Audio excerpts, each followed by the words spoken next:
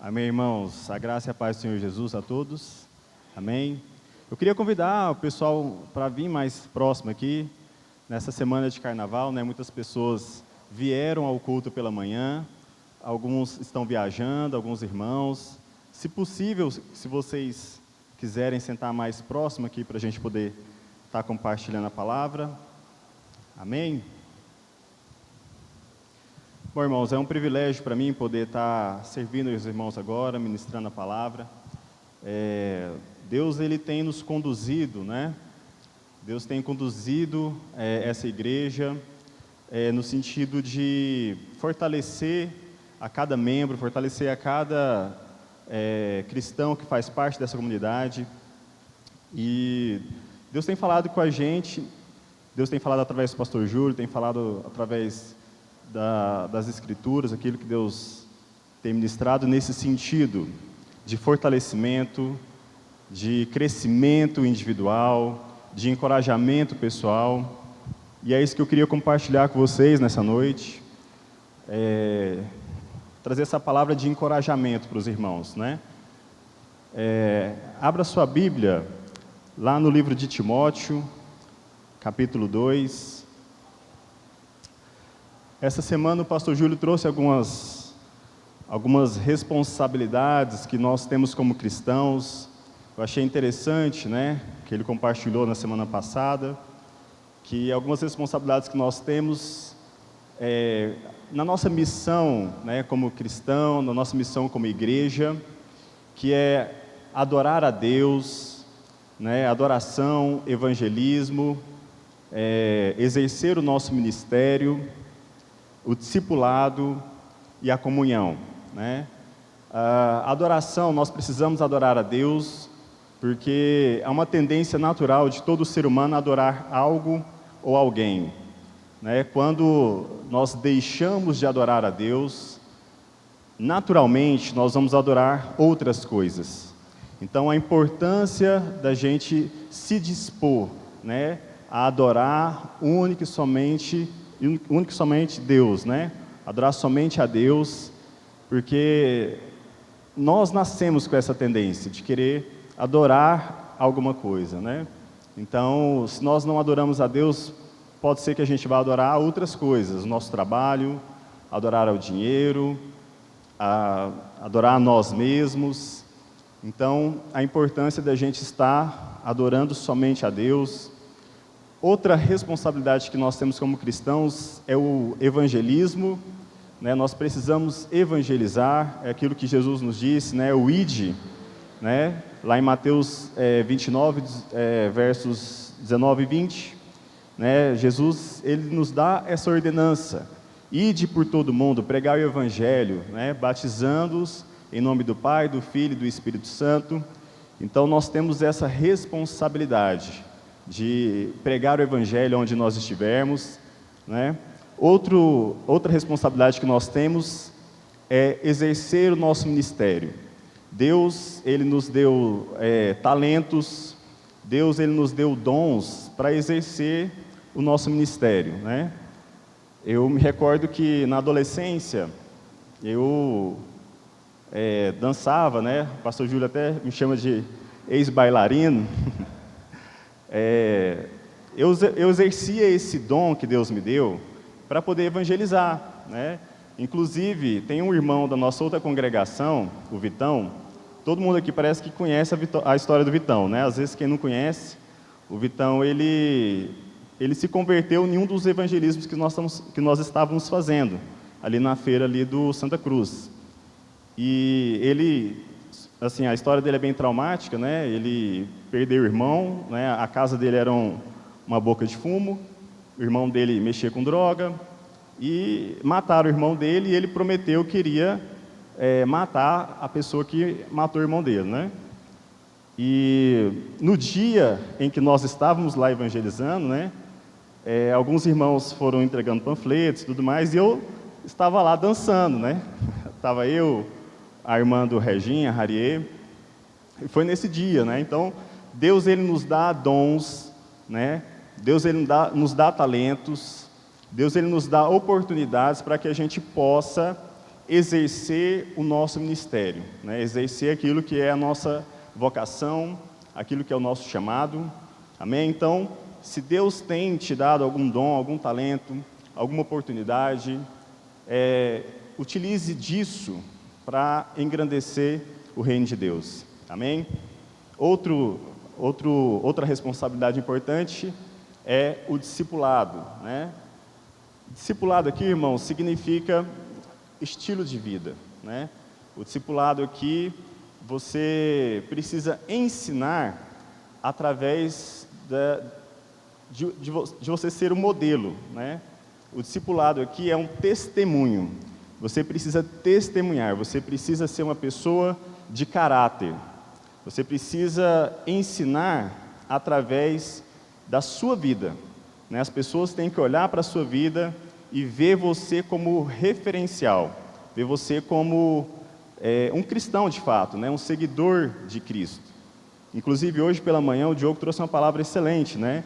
Nesse sentido, né? De que nós, como cristãos, nós precisamos ser, né, aquilo que Deus quer que a gente seja, ser semelhantes a Cristo, né?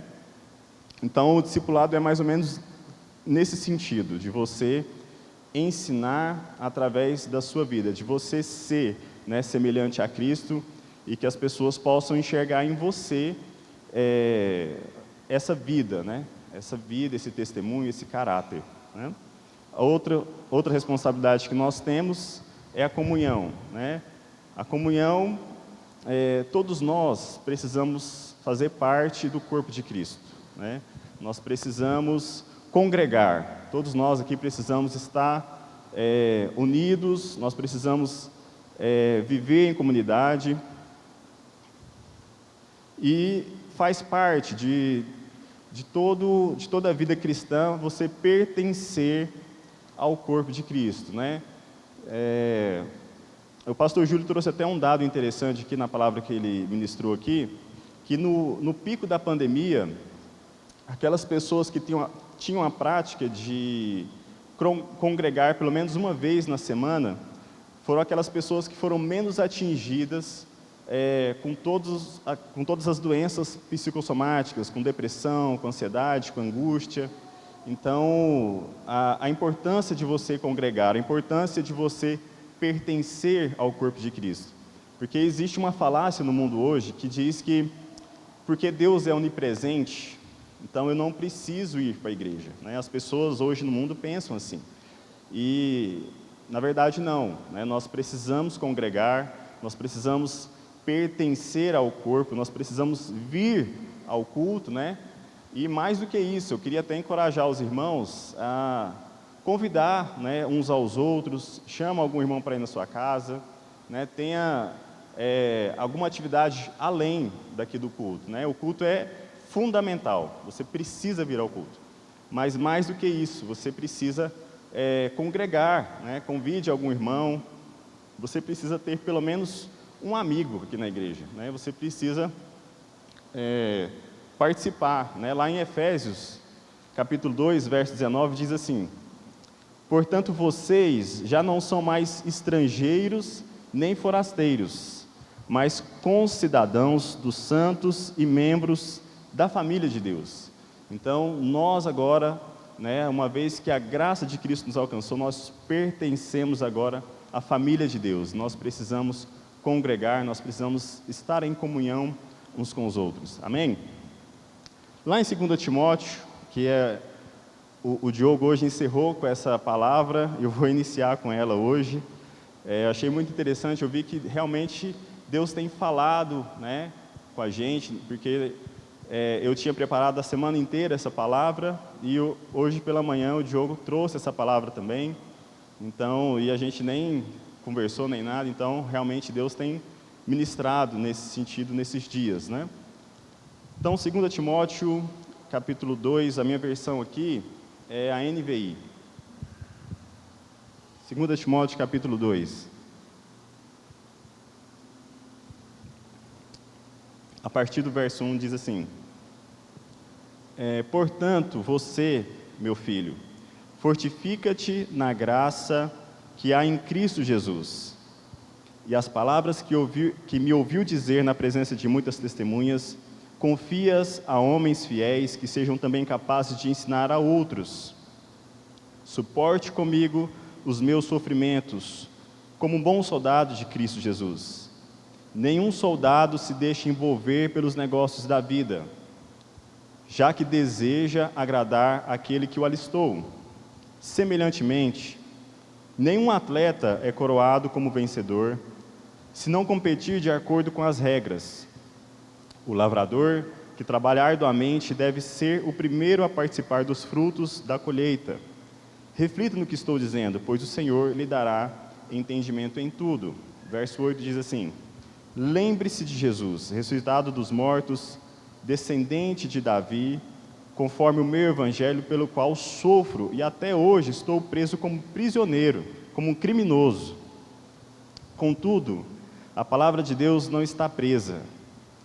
Por isso, tudo suporta por causa dos eleitos, para que também eles alcancem a salvação que está em Cristo Jesus, com glória eterna. Verso 11. Esta palavra é digna de confiança. Se morremos com Ele também viveremos. Se permanecemos com Ele, se perseverarmos com Ele também reinaremos. Se o negamos, Ele também nos negará. Se somos infiéis, Ele permanece fiel, pois não pode negar-se a si mesmo. Amém? Quando Paulo escreve a carta de Timóteo, essa carta ela tem um teor de finalização das cartas paulinas, né? Paulo ele estava preso pela segunda vez, exatamente pelo fato de estar pregando a palavra de Deus. Lá no verso que a gente acabou de ler, no finalzinho do verso 9, ele fala isso, pelo qual sofro e até estou preso como um criminoso, né? Pelo fato de estar sendo fiel à palavra de Deus, pelo fato de estar testemunhando daquilo que Deus tem feito na minha vida. Então Paulo, ele escreve essa carta direcionada ao seu discípulo Timóteo, né? Paulo ele foi o discípulo de Paulo, né? Timóteo ele foi consagrado para pastorear a igreja de Éfeso ali. Então Paulo ele tinha essa preocupação, né? Porque quando ele inicia aqui o verso 1, ele fala assim, ó: portanto você, meu filho, fortifica-te na graça. Esse portanto, em algumas versões fala tu porém, né? Ele está falando sobre, esse portanto está diretamente ligado com os versos anteriores, que ele está falando de pessoas que desanimaram, de pessoas que desertaram, que abandonaram a fé, né? Lá no verso 5, 1 Timóteo 1, verso 15, ele fala assim, ó: você sabe, né? Paulo falando para Timóteo, você sabe que todos os da província da Ásia me abandonaram, inclusive Fígelo e Hermógenes.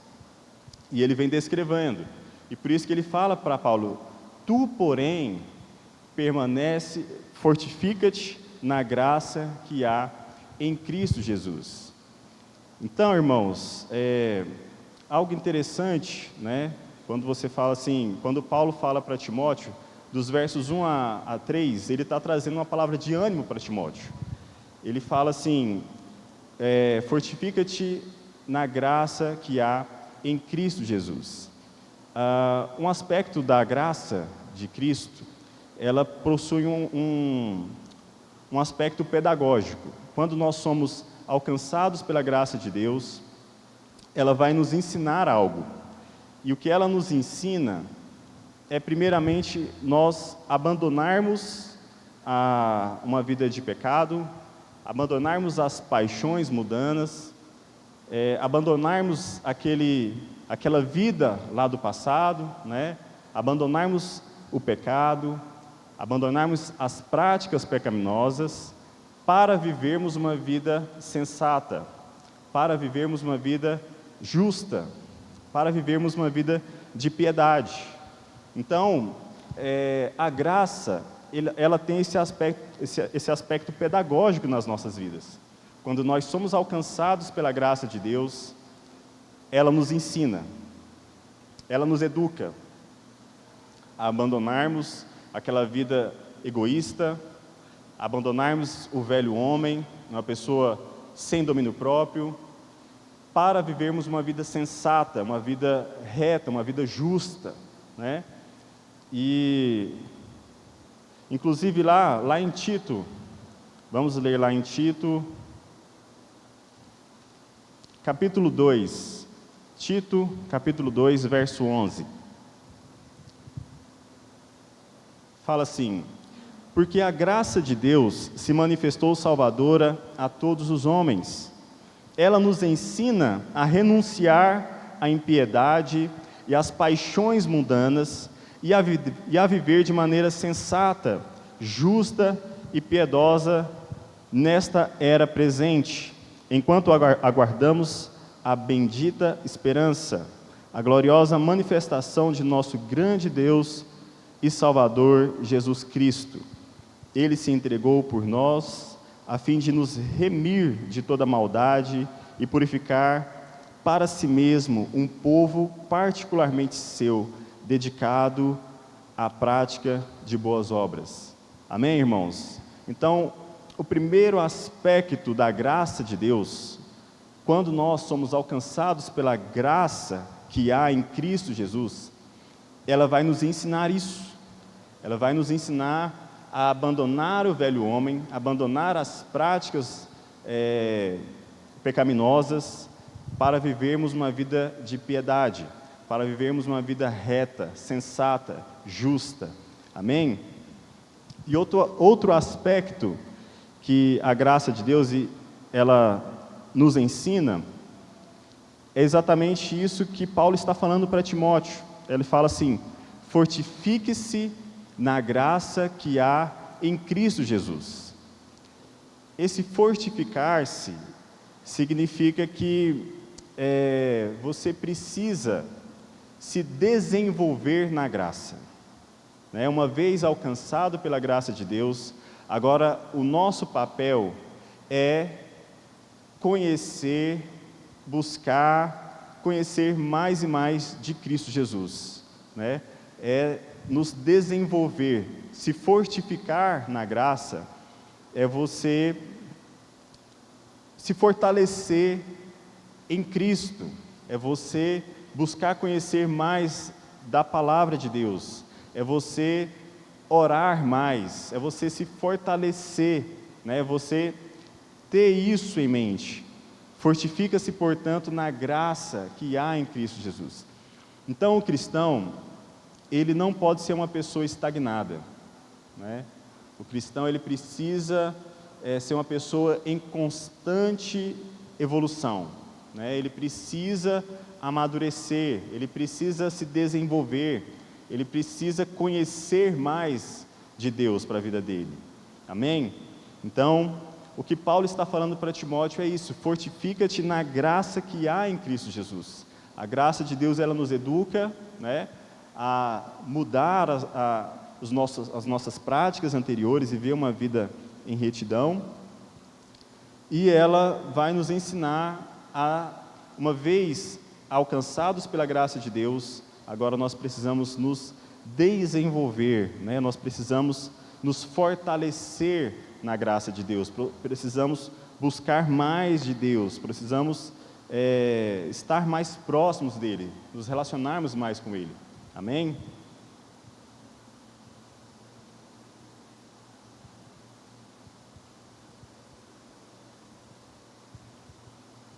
Lá em 1 Coríntios, capítulo 3, Paulo ele traz até esse exemplo, né? Ele traz o exemplo de maturidade, né? Que ele fala lá, algumas pessoas eram tão imaturas que elas se alimentavam de leite, né? Ele dá esse exemplo, né? Ele, certa feita lá, ele precisou falar: olha, não tem como eu dar alimento sólido para vocês, né? Porque vocês são como crianças, vocês ainda se alimentam de leite, né? E aqui algo é mais grave, porque existem pessoas que nem se alimentar de leite não se alimentam. Então é importante que você se alimente, né? Que você se fortaleça. O que acontece com qualquer pessoa que deixa de comer, né? Paulo traz essa figura do alimento. Se você ficar um dia sem comer, 2 dias, 3 dias, o que vai acontecer com você? Né? Daqui a algum tempo você vai morrer, de fato, né? Então você precisa se fortalecer, você precisa se alimentar, você precisa buscar mais de Deus, você precisa ser fiel no conhecimento da palavra de Deus, se fortalecer na graça que há em Cristo Jesus, saber de fato o que Cristo fez por você, né? Então essa foi a primeira tarefa que Paulo deu para Timóteo: fortifica-se na graça que há em Cristo Jesus. Então, fortificar é, uma vez alcançados pela graça, abandonarmos as velhas práticas, né, para vivermos uma vida de retidão. E não somente isso, dia após dia, você precisa buscar mais de Deus para a sua vida, né? Nós precisamos ser mais semelhantes a Cristo. Da mesma forma que Paulo recebeu de Cristo, ele passou para Timóteo também, né? Então nós precisamos nos desenvolver na graça que há em Cristo Jesus. Amém? No verso 2 ele fala assim, ele continua, Paulo falando a Timóteo: e as palavras que me ouviu dizer na presença de muitas testemunhas, confia-as a homens fiéis, que sejam também capazes de ensinar a outros. Aqui, quando Paulo fala assim, as palavras que me ouviu dizer na presença de muitas testemunhas, ele está fazendo uma alusão de quando os presbíteros impuseram a mão sobre Timóteo, lá na igreja de Éfeso, para consagrá-lo para aquela obra ali. Então, ele fala assim: confias a homens fiéis, né? Essa palavra confiar, em outras traduções, ela significa transmitir, que é o mesmo significado lá do verso 14. 1 Timóteo 1,14, fala assim: quanto ao que me lhe foi confiado, guarde-o por meio do Espírito Santo que habita em nós.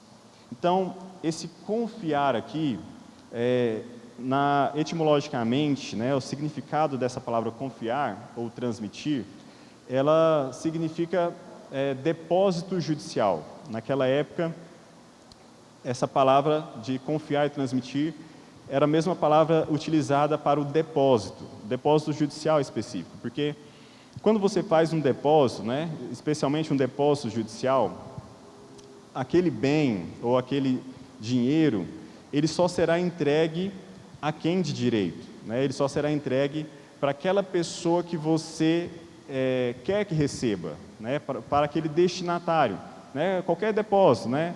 Vamos supor que o Davi faça um depósito para o Jales, né?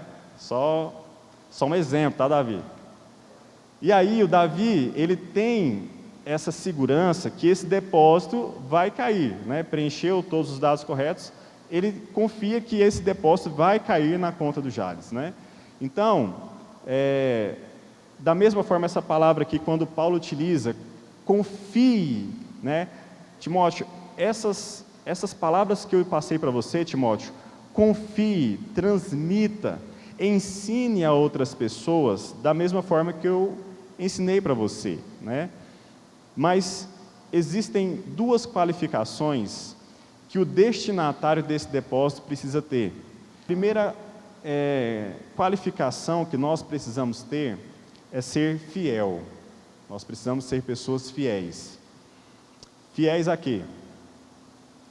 Fiéis à palavra de Deus, né? Quando Paulo fala isso para Timóteo, ele fala: olha, confie isso que eu ensinei para você, confie a homens fiéis, né? Homens que se dedicam a conhecer mais de Deus, homens fiéis à palavra de Deus, à palavra que eu te ensinei, Timóteo, e que sejam também capazes essa palavra capazes aqui, em outras versões, significa idôneo também.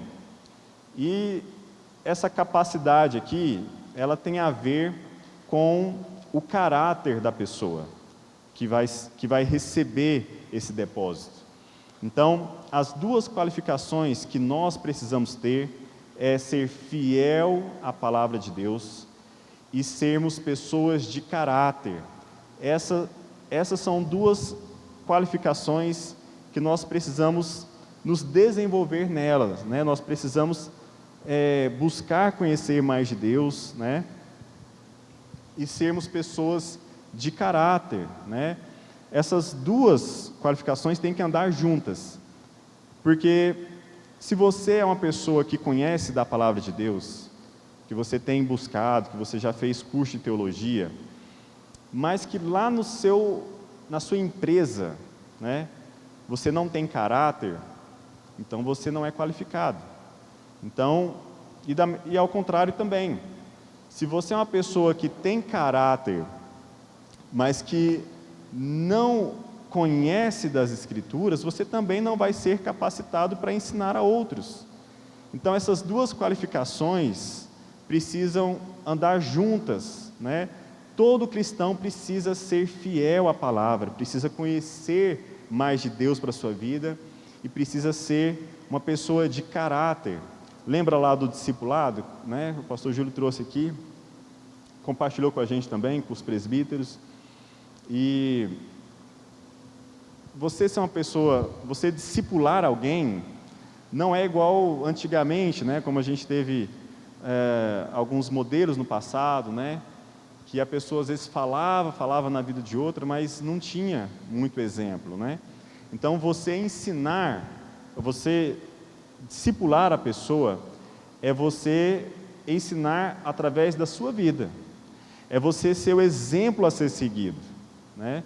É você transmitir através da sua vida, né? É você ser o exemplo a ser seguido. E é uma pergunta que eu trago para os irmãos, né, para a gente refletir. Eu posso olhar para a sua vida e seguir, né, como exemplo, como referencial de vida, né? Principalmente quando você está naqueles momentos que não tem ninguém vendo, né? Às vezes quando você está na sua casa, na sua família, né? Como que tem sido lá? Eu poderia, né, imaginar que eu colocar uma câmera lá, né, filmar você, sem você saber, e olhar lá assim, nossa, olha o fulano, esse aqui é uma pessoa de caráter, esse aqui eu posso seguir como exemplo, né? Isso a gente precisa trazer, né, irmãos, ter essa consciência de ser uma pessoa de caráter, né, onde a gente estiver, principalmente naqueles momentos quando não tem ninguém te olhando, né? Como que tem sido? Né? Você tem sido essa pessoa qualificada? Né? Você tem sido fiel à palavra e você tem sido essa pessoa capaz, essa pessoa idônea, né? Essa pessoa que a gente pode olhar para a sua vida e falar, esse aí é o referencial, né? Eu tenho que seguir o exemplo, eu tenho que seguir o caráter dessa pessoa, né? Então, essas são duas qualificações que todo cristão, que nós aqui precisamos ter. Nós precisamos sermos fiéis à palavra e pessoas de caráter, pessoas idôneas, né? No verso 3, ele fala assim, suporte comigo os meus sofrimentos, como um bom soldado de Cristo Jesus. Paulo, quando ele fala isso aqui, suporte comigo, algumas traduções falam, participa comigo, né? Paulo aqui, ele está o tempo inteiro encorajando Timóteo, né? Como eu falei para vocês, ali, Paulo, ele tinha uma certa preocupação, porque algumas pessoas já haviam abandonado a fé, já haviam desanimado, né? Já haviam desertado, né? E ele fala para Timóteo, olha, Timóteo, participa comigo dos meus sofrimentos. O que ele quer dizer aqui nesse contexto, inclusive o Diogo trouxe aqui muito bem pela manhã, ele está falando assim, Timóteo, Da mesma forma que eu sofri, você vai sofrer também. E o sofrimento, irmãos, ele faz parte da vida de todo cristão. O sofrimento, como ele fala aqui, né? Suporta comigo os meus sofrimentos. Então, da mesma forma que Paulo, ele sofreu perseguições, ele foi preso por amor a Cristo, ele falou para Timóteo: olha, Timóteo, suporta comigo os meus sofrimentos, né? Quando você fala para alguma pessoa assim, suporta comigo os meus sofrimentos, né? O que você quer dizer para ela? É exatamente isso, de você entender que o sofrimento, por amor a Cristo, por amor à palavra de Deus, ele faz parte da vida cristã. Não o sofrimento como consequência do pecado, que é outra coisa, mas é o sofrimento por amor a Cristo. Irmãos, isso precisa estar claro para a gente, né? O sofrimento por amor a Cristo, ele faz parte da nossa vida.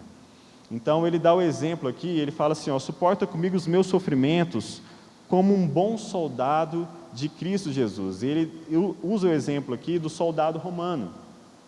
Naquela época, o Império Romano, ele estabeleceu rotas, né, do seu império e também as fronteiras do seu império, né? E ele, naquelas rotas onde tinham as cidades, né, eles designavam alguns soldados, né, alguns soldados romanos ali, para poder cumprir aquela missão, né? Então, quando o soldado estava ali, né, designado para poder cumprir o seu propósito ali, porque o Império Romano, ele sofria, né, constante ameaça, né, de ataques e tudo mais. Então, naquela cidade onde estava nas rotas do governo do Império Romano, era designado ali aqueles soldados, né?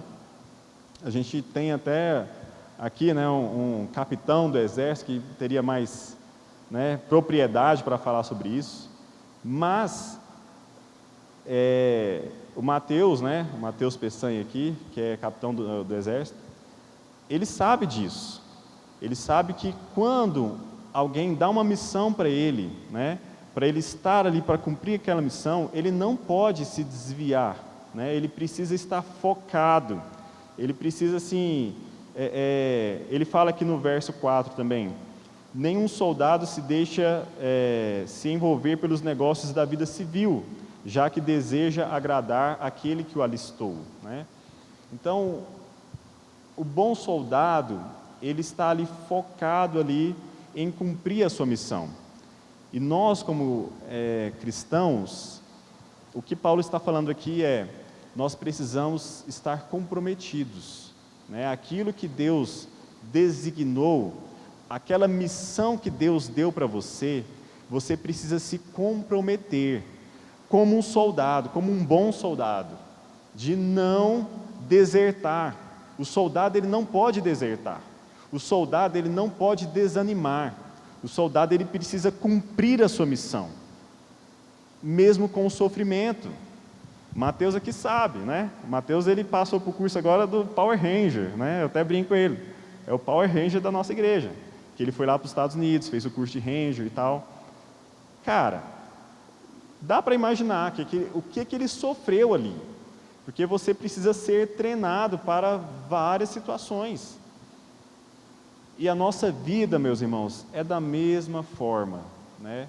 Nós precisamos suportar os sofrimentos como um bom soldado, de não desanimar, de não desistir, de permanecer fiel, independente das circunstâncias, independente do sofrimento, faz parte, o sofrimento faz parte, mas não desanime, você não pode desertar, você precisa cumprir aquilo que Deus confiou a você, independente das circunstâncias, amém? No verso 5, ele fala assim, semelhantemente, nenhum atleta é coroado como vencedor, se não competir de acordo com as regras. Então existem algumas regras, existem algumas normas, como eu falei para vocês aqui, nós precisamos ser fiéis à palavra de Deus, nós precisamos ser pessoas de caráter, né? Então, se você é comprometido, agora você precisa andar de acordo com as regras, você precisa cumprir as normas. E aí no verso 6 ele fala assim: o lavrador que trabalha arduamente deve ser o primeiro a participar dos frutos da colheita. O que ele está falando aqui é uma figura escatológica. Se você é comprometido, se você cumpre as regras, né, se você anda de acordo com a vontade de Deus, há uma recompensa para você, né? Você tem que ter essa clareza, não para o mundo aqui, mas para o porvir. Aqueles que são comprometidos com a obra de Deus, aqueles que não desanimam, aqueles que são fiéis, Deus irá te recompensar, meu irmão. Você precisa crer nisso, você precisa ter essa clareza, que se você permanecer fiel, né, cumprindo as regras, né, e ser comprometido com a obra de Deus, há uma recompensa para aqueles que perseverarem. Amém? Paulo fala, verso 7, reflita no que eu estou dizendo, pois o Senhor lhe dará entendimento em tudo. E aí ele fala no verso 8. Vamos ler lá também, lá em Mateus capítulo 16, abre para mim, por favor, Guilherme. Mateus capítulo 16, verso 23.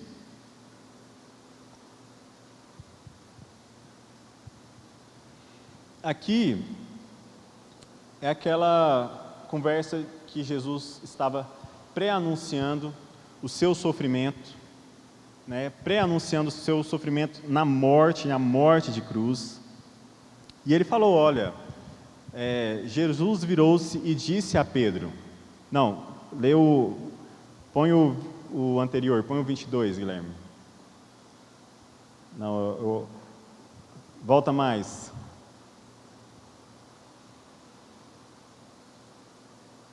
Sim, esse aí mesmo.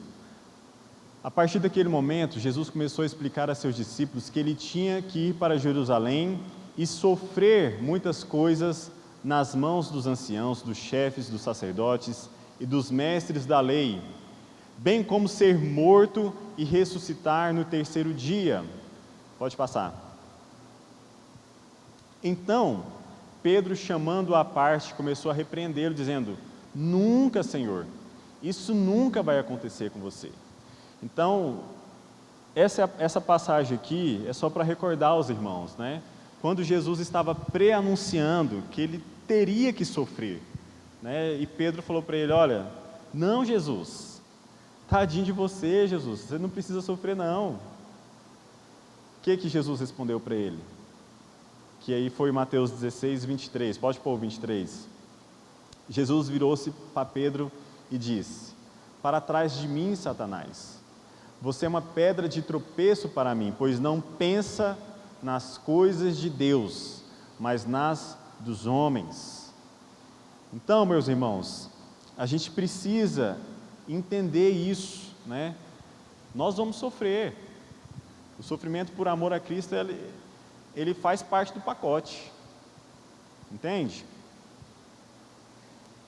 E Paulo, quando ele fala isso para Timóteo, né, de suportar comigo os sofrimentos, a gente precisa recordar que ele estava preso. Paulo, ele tinha muita convicção de que estava próximo do seu martírio, que ele estava muito próximo ali de morrer, e realmente foi o que aconteceu, né? E Paulo está dando uma palavra de ânimo para Timóteo. Timóteo, suporta comigo os meus sofrimentos. Né? Hoje pela manhã o Diogo ainda compartilhou aqui que Timóteo também foi preso, né? Então eu mesmo não sabia. Então, da mesma forma que Paulo foi preso, que Paulo sofreu a cadeia, que sofreu perseguição, Timóteo também sofreu perseguição. Inclusive ele foi preso.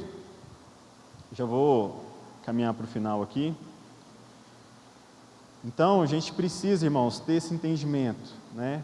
Que o sofrimento faz parte da vida, mas nem tudo é sofrimento. A gente precisa entender também, lá no verso 8, que ele fala assim, lembre-se de Jesus. Isso aqui é o foco da minha palavra hoje, né? Lembre-se de Jesus. Lembre-se de Jesus Cristo ressuscitado dos mortos, descendente de Davi, conforme o meu evangelho, pela qual sofro e até estou preso como um criminoso. Contudo, a palavra de Deus não está presa. Por isso, tudo suporta por causa dos eleitos, para que também eles alcancem a salvação que está em Cristo Jesus com glória eterna. Então, meu irmão, lembre-se de Jesus. Amém? Lembre-se de Jesus, lembre-se da obra que Cristo fez. Quando você estiver sofrendo, quando você estiver passando qualquer aflição, lembre-se de Jesus, lembre-se da obra de Jesus, que Jesus também sofreu, que Jesus também foi humilhado, mas muito mais, Jesus ele não levou em consideração a sua humilhação, ele ressuscitou e foi assunto aos céus. Então, é muito maior, irmãos, não importa o sofrimento que você tem passado, não importa o sofrimento que você irá passar, a glória que nos espera é bem maior do que qualquer sofrimento que a gente possa passar aqui nessa terra. Então tenha isso em mente, a glória que há no porvir, né? A glória eterna, ela é bem maior do que qualquer sofrimento que nós possamos passar aqui na terra, e nós vamos passar muito sofrimento, né? Muitos irmãos aqui já passaram, muitos irmãos já perderam entes queridos, né? E nós vamos perder ainda, nós vamos sofrer muito, mas não leve em consideração o seu sofrimento, leve em consideração que Jesus, ele morreu numa cruz, sofreu no nosso lugar, mas ele ressuscitou. Isso é motivo de alegria, isso que Paulo estava falando para Timóteo, Jesus ressuscitou, e ele não levou em consideração o seu tempo de humilhação, porque a glória que nos espera é bem maior. Amém?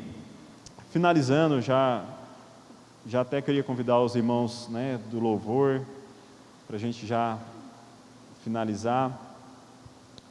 Eu gostaria de compartilhar aquilo que está lá no verso 11, do verso 11 ao verso 13, que diz assim: esta palavra é digna de confiança. Se morremos com Ele também viveremos. Se perseverarmos com Ele, também com Ele reinaremos. Mas se o negamos, Ele também nos negará. Se somos infiéis, Ele permanece fiel, pois não pode negar-se a si mesmo. Então, irmãos, isso aqui é uma poesia, né? Se nós, uma vez alcançados pela graça de Deus, nós morremos para nós mesmos, morremos para o pecado, morremos para o nosso egoísmo, para a nossa prepotência, se nós morrermos com Cristo, nós viveremos com Ele também. Se perseverarmos com Ele também, reinaremos. Isso é motivo de muita alegria, meus irmãos. Mas se o negamos, Ele também nos negará, né? Então, o bom soldado, meu, não pode desertar, você não pode desanimar, você não pode desistir, você precisa permanecer fiel no seu chamado, no seu propósito, naquilo que Deus falou com você, você precisa ser fiel nisso. No verso 13 ele fala assim: se somos infiéis, Ele permanece fiel. Amém, irmãos? Porque assim, pelo contexto que Paulo escreve aqui, ele fala assim, olha, no verso 4, 5 e 6. Se você é compromissado com a obra de Deus, se você tem esse compromisso, se você assumiu esse compromisso, e está compromissado com a obra de Deus, e segue as regras, e vive de acordo com as normas, né, que nós temos que seguir como cristãos, E se porventura você, por alguma situação, você vier a envergonhar o Evangelho, vier a envergonhar a Cristo, vier falhar com Ele, Ele não falha com você, porque Ele não pode negar a si mesmo.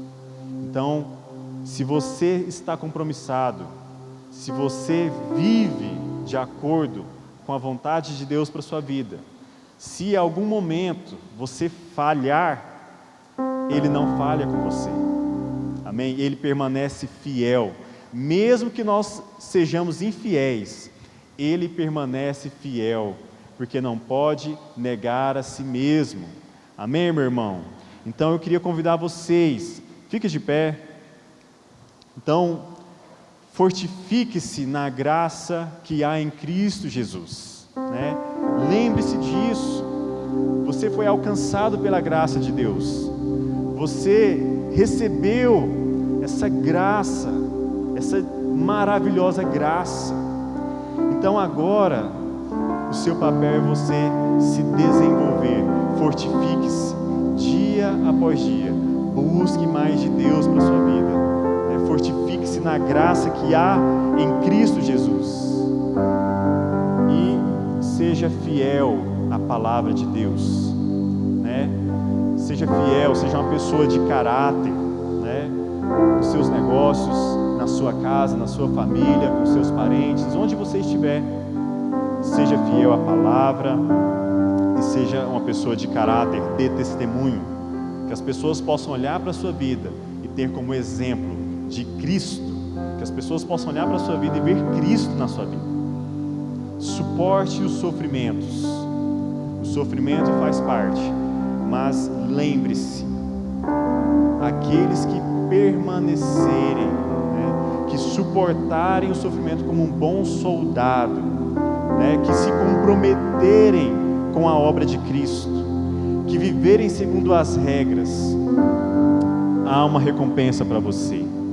Deus irá, né, Ele está falando de galardão, né, Deus irá recompensar você, né?